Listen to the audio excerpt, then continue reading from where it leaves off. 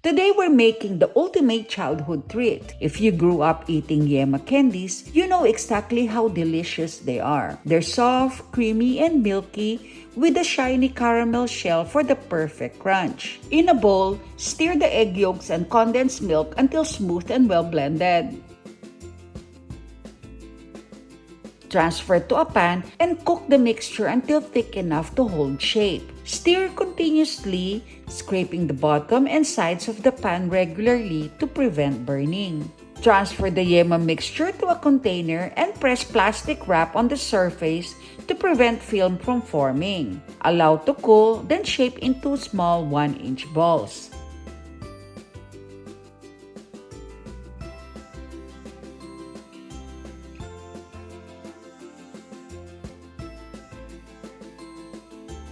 In a wide pan, combine sugar and water and add vinegar to prevent crystallization. Stir until the sugar is dissolved, then cook, swirling occasionally until melted and amber in color.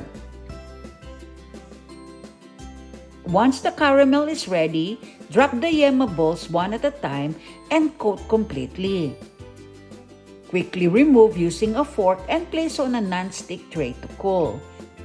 You can skip the caramel and simply coat the Yema balls in sugar. Wrap individually in cellophane and store in a cool, dry place for anytime sweet cravings.